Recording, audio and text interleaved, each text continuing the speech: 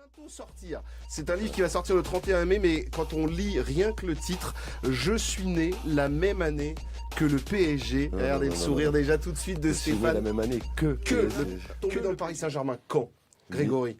Techniquement en 1978 quand Dominique Battenet signe à Paris, Ouais. puisque c'est mon joueur préféré. Ouais, c'est ce que vous expliquez dans votre Saint-Étienne. livre. Et définitivement et maladivement quand Safet Suzic signe à Paris. Alors je vous présente le président du fan club de Safet Suzic et je pense qu'il y a le vice-président ou vice-versa. Vous êtes tous les deux grands fans.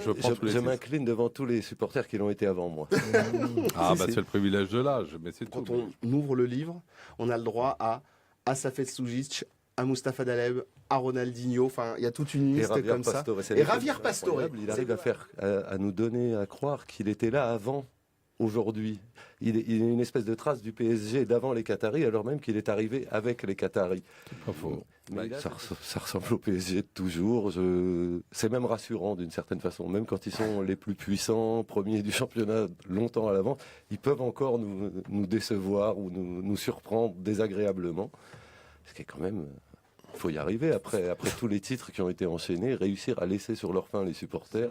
Parce qu'il semble évident que si on avait 5 ou 6 joueurs du cru pour former l'ossature de cette équipe, on n'aurait peut-être pas les mêmes déceptions. En fait, c'est un roman, une espèce de conversation. En fait, on suit votre vie personnelle avec les affres du Paris Saint-Germain. Et on voit cette vie qui est... Et je suis sûr que tonton Steph aurait pu... voilà, il a eu l'idée, en fait, Greg. Ouais, et c'est exactement. Ça fait longtemps que je pense à quelque chose comme ça, mais bon, maintenant l'idée est prise. Je ferai autre chose. En fait, c'est venu assez récemment parce que j'ai depuis 2008 un beau-fils que j'ai malheureusement pour lui précipité dans le foot, évidemment, et au parc, par-dessus tout.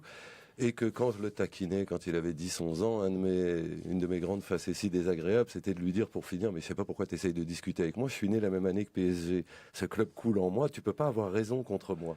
L'idée aussi, c'était il y a un changement réel, c'est pas seulement l'arrivée de l'argent avec les Qataris, il y a une mutation plus profonde, on sort de l'esthétique. PSG, pour moi, est un club qui a toujours été dans l'esthétique, bizarrement. Beau, pas beau, etc., mais d'une efficacité discutable et rarement dans la continuité. Or là, pour la première fois, si on met de côté la saison précédente où Monaco a fait des exploits, là, on enchaîne les titres.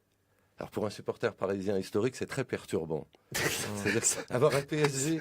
Mais parce que quand j'étais gamin, PSG était honni parce que le club supposé le plus riche, alors que c'était pas forcément vrai. En retravaillant, j'ai découvert que régulièrement, dans les années 80, on était le 4e ou 5e budget seulement.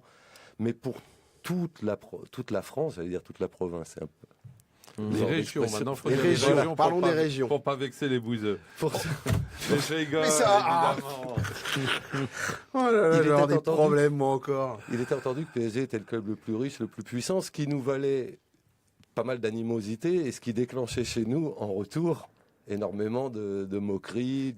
Une espèce de passage de témoin. C'est-à-dire avec ce jeune, justement, voilà, je te donne les clés pour que tu comprennes ton club et pour que tu avances avec l'histoire de ce club qui est en train de grossir et qui devient une espèce d'énorme anomalie dans le monde du foot, quoi. C'est ça, c'est en fait, il a devant lui, pour lui, le PSG dont nous rêvions quand on était gamin. C'est-à-dire vraiment le plus riche, le plus fort, le plus puissant, le plus tout ce qu'on veut. Il l'a. Et donc, là où nous, on n'était pas trop exigeants parce qu'on avait quand même la réalité devant les yeux et que pour un titre en 85-86, il y a une saison 84-85 par exemple, une des pires de tous les temps. Aujourd'hui, ça arrive plus. C'est-à-dire que même une saison décevante, on est 2e, mais on gagne quand même 3 ou 4 titres, si je puis dire. Ça a bien changé, effectivement. Et aussi le fait que c'est même plus général que ça. Quand j'étais gamin, personne n'avait de maillot de foot, de maillot d'équipe de foot. On avait celui de l'équipe pour laquelle on jouait, et puis c'est tout. Aujourd'hui, tous les gamins ont des maillots de foot. J'allais dire tous les pauvres, entre guillemets, portent des maillots de foot, vrai ou faux. Et parmi ceux-là, la banlieue qui était marseillaise dans les années 90, je le déplore, encore aujourd'hui, la banlieue aujourd'hui est PSG.